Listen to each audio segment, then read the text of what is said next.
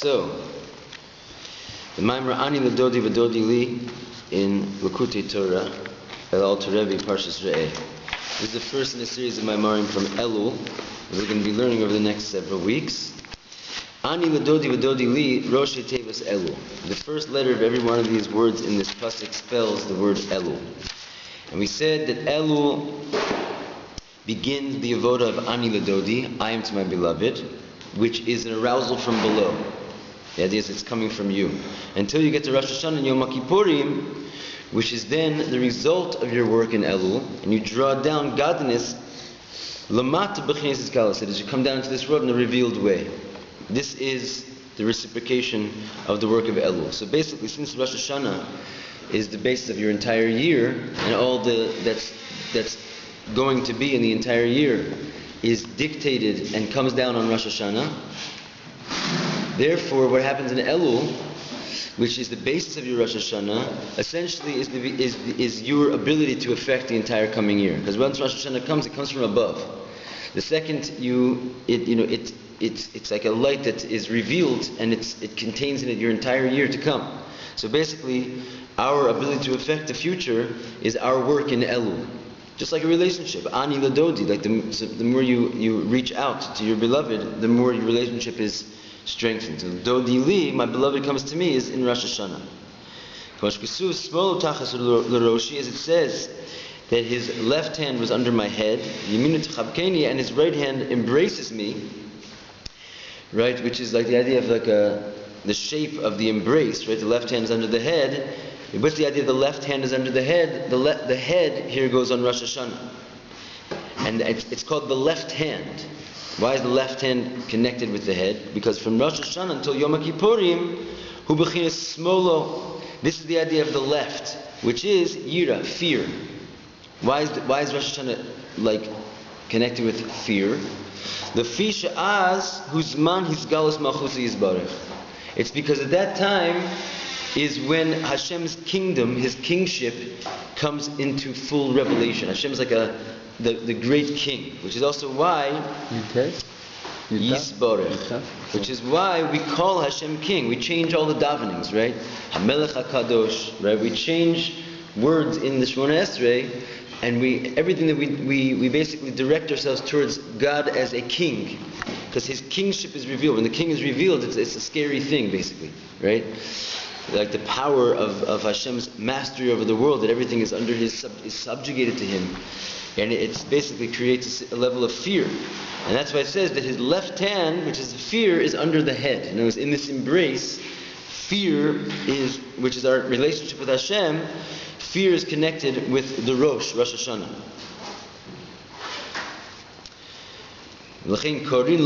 Therefore we call him the king, because his kingship is the kingship of all the world. What does it mean? Even the higher hidden worlds, even on the higher worlds, the fear and the awe of the king falls even upon them. In other words, the whole Seder Ishtalshlus, all the beings, all the creations, and all the higher worlds, in this moment, it says everybody is judged, right? So like, even angels are judged. No one really, if you inspect the work of even a sort of a perfect being, no one really can find favor in Hashem's eyes if he's utilizing his aspect of judgment. The king is there to judge, essentially. So therefore, fear, the day of judgment, falls upon even the hidden higher worlds. The fact that this happens, nimshach gam lamata, then this dread and this fear is drawn all the way down below, al klalus neshamas Yisrael, onto the whole, group of souls of Israel. And what does this create in us? The kabel ol malchus shamayim aleim, that we place upon ourselves the yoke of heaven at this time. V'tiyeh yirasu al pneim, so that Hashem's fear is upon our faces, kol Hashanah, the entire year. So it's a moment, basically, of receiving the Kabbalah's ol for the whole year. Yeah? Question. If the angels don't have free will, like we do, how can they, what are they being judged on? I mean, basically, it's like every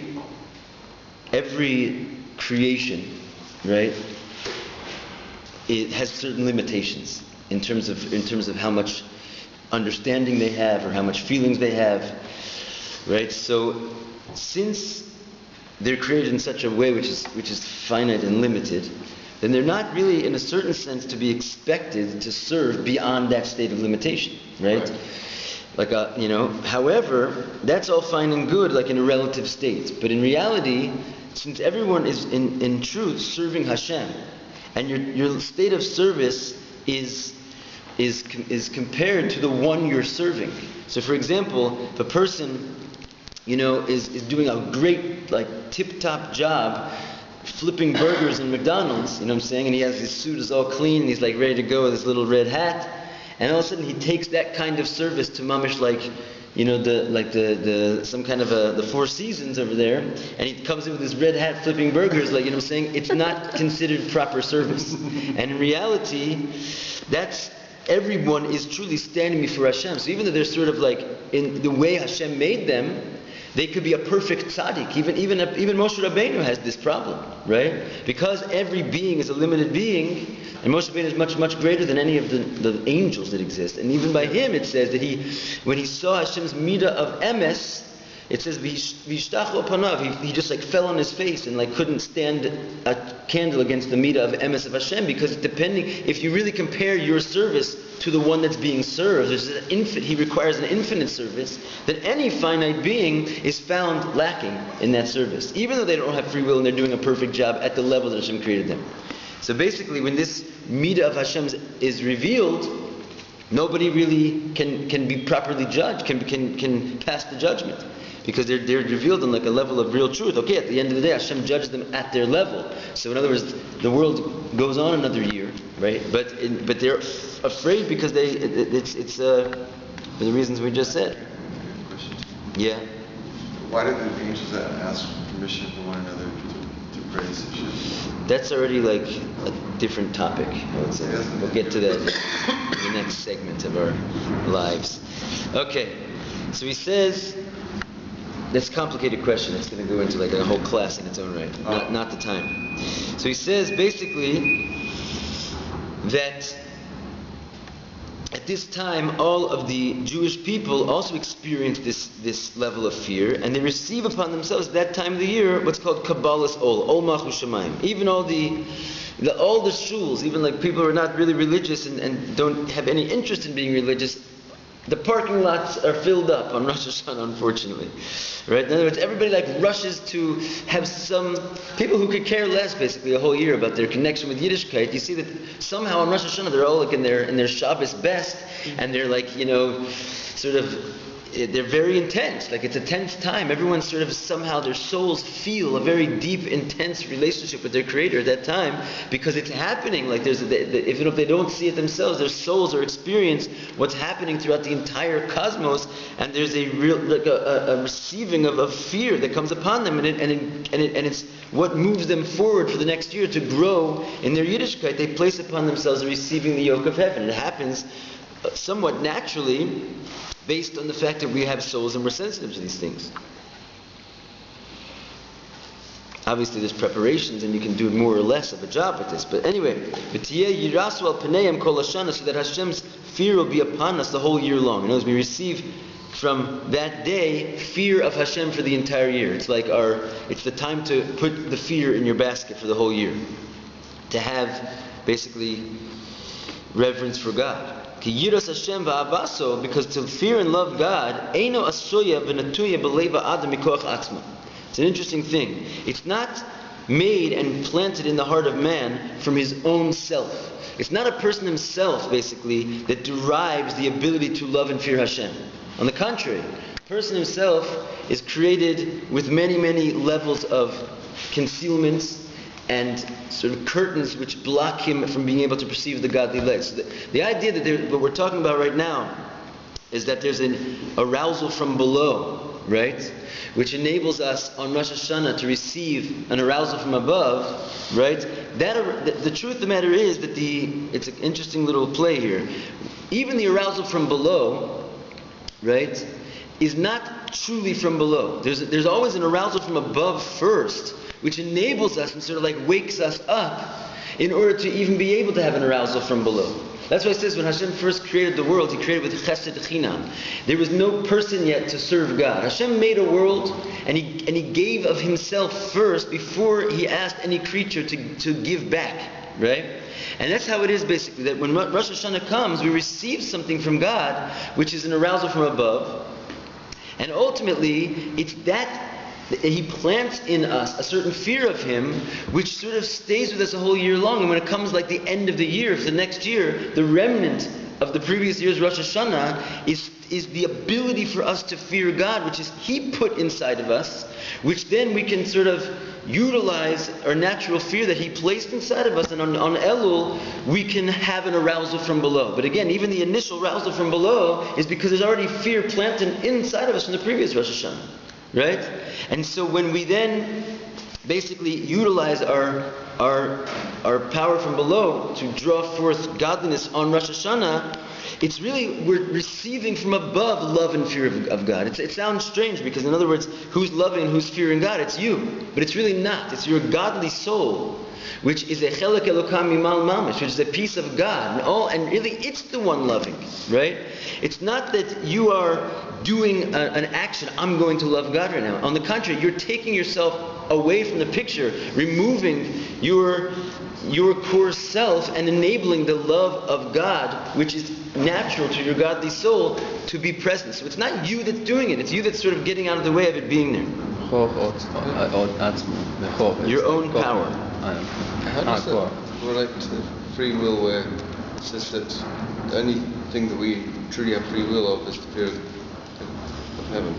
Meaning to say that you have to remove the blockages, right? But the fear of heaven itself is it's like you're possessed basically by godliness in Himself, and if it's God's love and fear, right? You have a godly soul. So godly soul is really not you; it's really God. And inside of that godly soul, there's a quality of fear and a quality of love. So the idea is that you have to, so to speak, be the one to enable that to shine. But when it's shining, it's not you're not experiencing yourself anymore. That's the whole point. You're experiencing God. It makes sense that on Erev Rosh Hashanah, what is it that gets the Yidden to come to shul? It's last year's proposal, because the new year hasn't started yet. So right. Just getting them to shul is from last year's. They got from Hashem.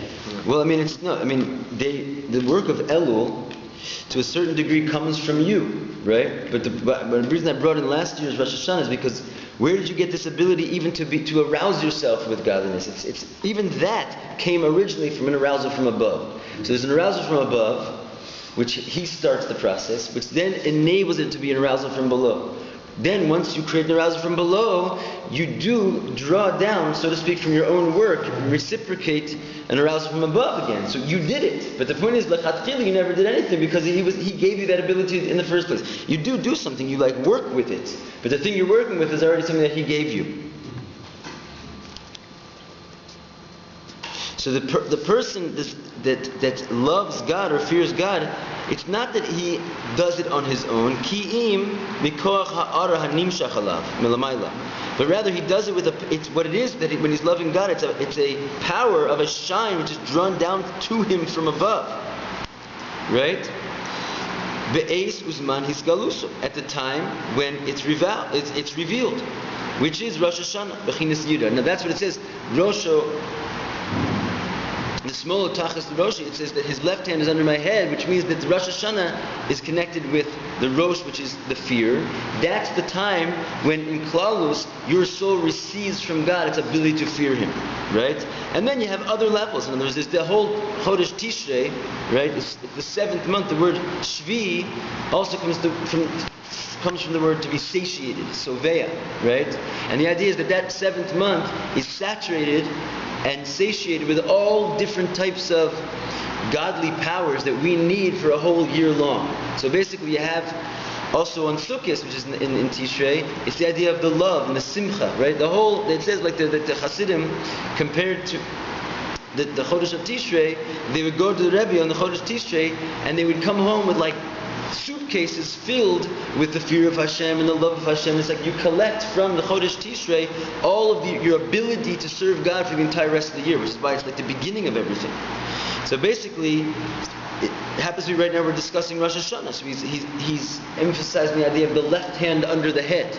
But he says this a little word here, chule, which means etc., which means that there's also other levels that we receive: love, fear, mercy, all the different aspects of our soul, which are basically parts of our godly soul, which get filled up for the year. It all happens at this time. And basically, Zeu b'chinas v'dodi li. That's what it means, my beloved comes to me. In other words, this that you all of a sudden fear God and love God, or having these experiences, what is it really? It's your beloved is coming to you. It's not you're coming to him. Right? It's very interesting. When you finally get to the stage when you love God, that's not called I am to my beloved. That's called the stage where my beloved is to me, because it's from him that comes down and shine into your godly soul, which enables you, that what you're experiencing, if it's a real experience, is not you anymore, it's him. So it's my beloved comes to me, and then you feel the true love of God, because it's basically an experience that you're having of him. So you're saying that when you go through that experience, that it's really God coming down to you instead of you having been elevated in order to have a better understanding and a better beloved feeling of God? Right, when you actually have the experience. If Alavai, one should actually have this experience, right? But the idea that you are meditating upon this, and you're working upon this, and your interest in loving God, it's not really that you've unleashed yet a real love. In other words, imagine, for example, when, the person like literally is standing under the chuppah or whatever it is, like there are certain points in our lives, not even for everyone, it's when they're standing under the chuppah, but you can probably think back through lifetime and you like just felt mamish love, right? It doesn't happen every day. You felt truly fear of something. So these emotions, when they're coming from the state of the godly soul, right? Then you're not fearing a physical thing. You're not loving a physical thing, right? You're literally in love with the Creator. So being in love with the Creator comes from Him. A human being, right, who's like a coarse physical creation, basically who is an animal soul, doesn't really have the ability to love God, right, naturally. On the contrary, our emotions extend towards physicality, just like an animal. It isn't like talking about an animal like loving God all of a sudden, right? What does he know from that? He loves, a good, a good shluff, a good meal. That's where he has emotions, and we are called animal souls. We also have emotions. We have a whole emotional realm. But the emotions are extended towards physicality. The only thing is, we also have a godly soul inside. But not every day is the godly soul activated. Oftentimes it's Ava Musuteres. It's a hidden love which is sitting inside of you, like trapped basically, because your animal experience is what's running the show. By 99.9% of people, this is how it goes, right? The only thing is, you have, and this is what it means, everything's in Hashem's hands except for Yerushalayim. Kol b'yidei Shamayim chutz miYerushalayim. This is what that means, is that you have free choice to sort of stop, reflect on your human condition, and start to meditate on things which can remove you from this reality that we're sort of trapped in by nature. And that basically is the idea of learning of Torah, and Chassidus particularly. Because Chassidus is the type of Torah which speaks about this. Sitting and learning about how to, color the letters inside of your parchment of tefillin. It could do the job, it did it for the previous generations, but for us, it doesn't necessarily remove us and bring us into a state where our mind is focused on the Creator. We need to talk about godliness and talk about our psychological condition and realize how we're being enlivened from the Creator at every moment. This is what basically stops the process of our mind from just being sort of lost in the world, kind of like an animal, pashit, and enabling us to open up something. So all that work that you could do, and it's very hard work, to meditate, to keep your mind off of your worldly affairs, and to continuously put your mind back onto Avodas Hashem and recognize the importance of it and not taking it as something seemingly unimportant, right? You think what's really important is that I should have a job and get to a good college, right? Saying Tehillim and learning Rashi and Tosafos, okay, it's a nice thing in my life, but really, in reality, it's the exact opposite. We're commanded to do mitzvahs from the Creator of the heavens and earth. Our priorities are completely out of whack in general, right? So to put yourself into a state where you're able to like be living in a true reality. For the animal, that takes tremendous work. That is what it means, ani ladoti. I am to my beloved.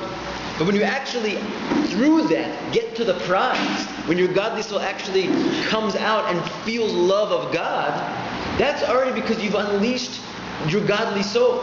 And therefore it's not really you anymore. It's not the you that you normally think you are. It's like a whole inner being of light that you've accessed, if one should ever access this. It's possible to access this, but especially on Rosh Hashanah and Yom Kippur in the 7th month.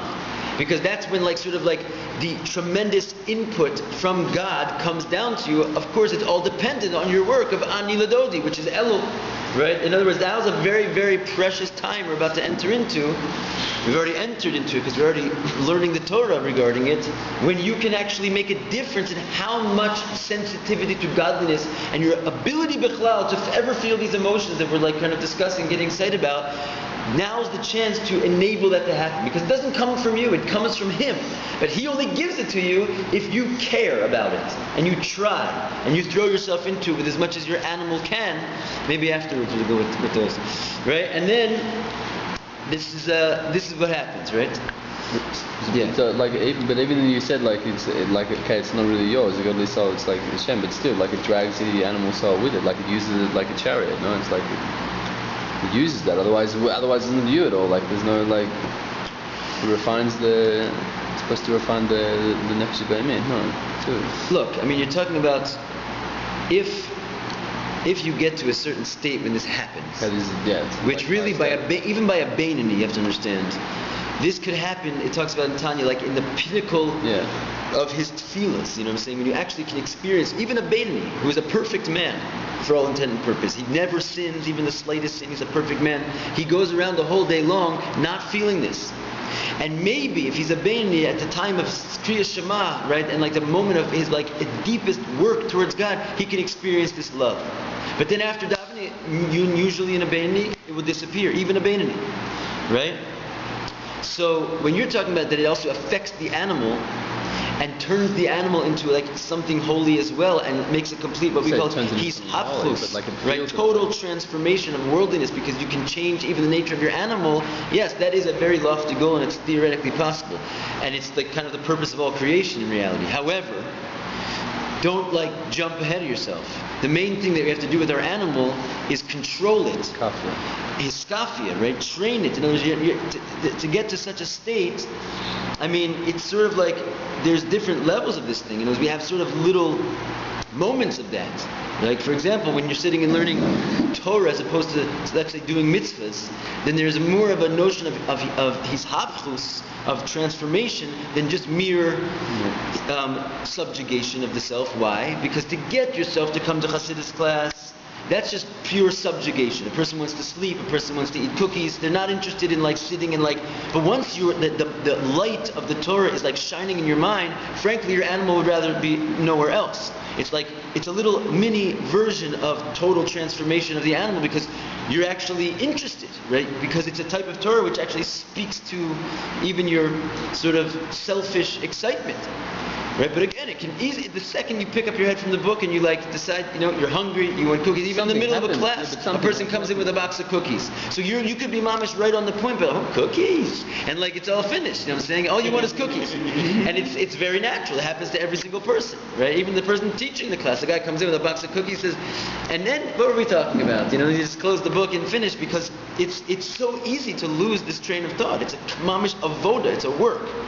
So there's basically, what I'm trying to say is that there's different levels of subjugation and transformation depending on your level. You can have a little taste of transformation of the animal, but to transform the animal, that your godly soul, your animal soul is much loving God, that your physical animalistic emotions, instead of loving cookies or loving, that is not a pasha thing, and it's not really even our avoda necessarily. We're talking about that the ability to have something like that inside of you is drawn down for you on Rosh Hashanah. So if you want to even climb the ladder of and ascend the levels which are available to us in this world, then we do the avoda. But in terms of what you're talking about, which we talk about a lot, I'm not criticizing, we're talking about it, it's true.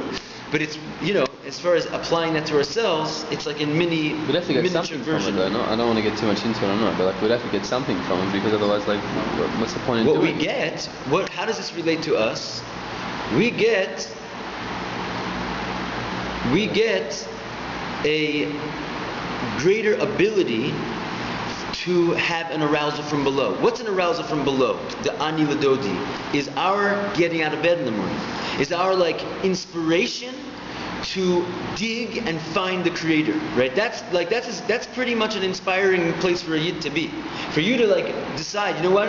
Every day for the month of Elul, I'm going to go to the mikvah ari. I'm going to be the first one in class. So that's not necessarily love of God. That's like digging into hard work. But even that, for you to get there, you have to be aroused from above. And that's what we get on Rosh Hashanah and Yom Kippurim. You follow me? Yeah. Not necessarily that we push it, our animal soul loves God, but it gives us a sort of leg up in the ability for us to concentrate and do our best to sort of subjugate ourselves and be in the game. So kind of like what you're saying, it's like Rosh Hashanah is kind of the opportunity to literally make that New Year resolution to be better in the service of God. No. In truth, Elul is the time to do that, right? Because what happens is then with that power of your resolutions, right? You draw down literally a light from above that you could not have got, that it's totally dependent on how much you serve. So now, when that light from above comes into you, more or less you have it, right? What that light from above does, it's definitely also a good time to make resolutions, but for a different reason. Because all of a sudden you have a greater godly ability than you had before. Before, you were working on the godly ability that was given to you the last Rosh Hashanah. And you mustered up everything you could to use whatever godly abilities you had to make resolutions and to try and dig in and come closer to Him. But then there's a reward for that digging in, which comes to you more godly light on Rosh Hashanah itself. And with that, you now have greater powers to even come closer to God. You have more powers of inspiration that are available to you. So so also for sure you can make resolutions. You can make many more resolutions, but it's not the inyan necessarily what we're talking about here of making the efforts to come close. That is what ani ladodi is for. That's what Elul is for. I come to my beloved. And also Hashem's more accessible than truth. But that's what it means, that Hashem is more accessible, right? Okay, so going on. So this is when Hashem finally reciprocates to us the more of a shine of this godly light. This is V'dodi li. My beloved is to me Rosh Hashanah. Rak shetzrich tchil la'or es ha'av v'yira al yidei yisrus t'lasata shiva elu. But you first have to arouse a level of love and fear from below, which this happens in Elul. And again, what does it mean love and fear? It's a different kind of love and fear. This isn't the love and fear that we just described, that it's like God possessing you. It's your meditation, right? It says, for example, Shema Yisrael Hashem Elokeinu Hashem Echad, and then V'ahavta, right? So Hashem Echad is the great meditation, right, of oneness of God. It's basically all of Chassidic thought is basically, discussing the concept of the Shema Yisrael, oneness of God. If you could put the whole thing in a nutshell, that's the nutshell you put it in. So the idea is there you have the great meditation, and right afterwards it says V'ahavta. V'ahavta has two potential translations. One is like a promise. You will love God, right? It's telling you something's going to happen to you. The other one is a command, right? Love God.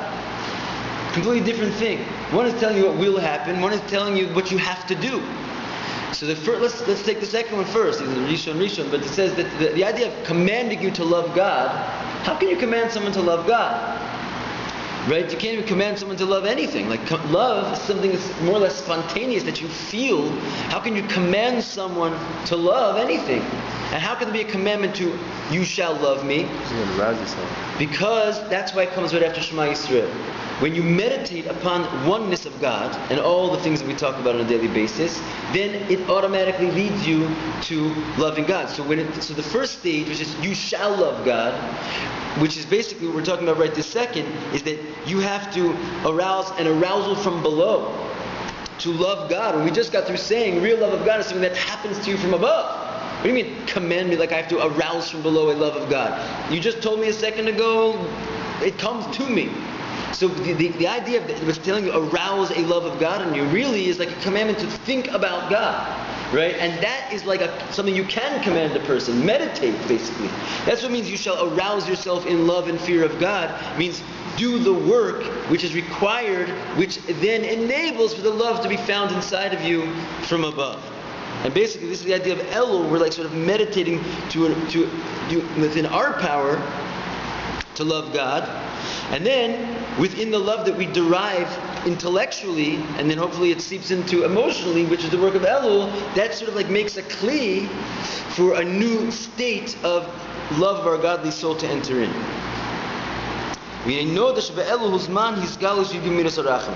So it's known. Elul is the time of the arousal of the 13 attributes of mercy. Lahavin zeh ki lamehem yemos hachol. So the question is, why are they weekdays? Why isn't the whole thing a holiday? The whole Elul should be like one big holiday. If the 13 attributes of mercy are shining in it, why are they yemos hachol ve'enam yom tovim? They're not yom tov. Kamo Shabbosos v'Yom Tov, just like Shabbos and Yom Tov, shebehem hisgalus elokusi yisbarach, haras elokusi yisbarach, ubifrat be'esus man yud gimel midos. So in other words, like Shabbos and Yom Tov, what makes Shabbos and Yom Tov, is because godliness is revealed during those times. What is godliness that's revealed? A shine of godliness, which is particularly the revelation of the Yud Gimel Midos Harachim, the 13 attributes of mercy, shine during Shabbos and Yom Tov. That's why if you ever notice, on Yom Tov, when we open up the Ark, we say the 13 attributes of mercy, right? Because that's what makes it a Yom Tov. Shehem ha'aras yonos ma'od, which is a huge shine of a high level of godliness. Vehem misgalim b'yom kippurim. On Yom Kippur we actually say 3 times the Yud Gimel Midos Harachim. On Yom Tov we say once. But the point is that what happens when the 13 attributes of mercy are shining? It's Pashat Yom Tov, it's Yom Kippur. But nevertheless, and here we're saying that the 13 attributes of mercy are shining all the days of Elul. But certainly, Yesh Hefresh Gadol, Bein Yom Kippurim Ubein Elul, there's obviously a huge difference between Yom Kippur and Elul. So what does it mean the 13 attributes are shining? Also, I have to tell you, and as you learn, because we learn about the qualities and characteristics of Sfas every Friday afternoon, it's brought in Svarim, and the Rebbe actually mentioned it in a public Sikha, that the 13 attributes of mercy shine in Sfas a whole year round, which is basically doesn't happen anywhere else in the world, right? This is in a certain sense has this mila of being like Shabbos and Yom Tov a whole year round. Of course, just like we're saying, there's a difference between the 13 attributes of Elul that shine in Elul versus those that shine on Yom Kippur. There's also a difference. There's different madregas that we're getting to here. There's different levels of the power and the influence of these 13 attributes in their intensity, which is what makes days of Elul still a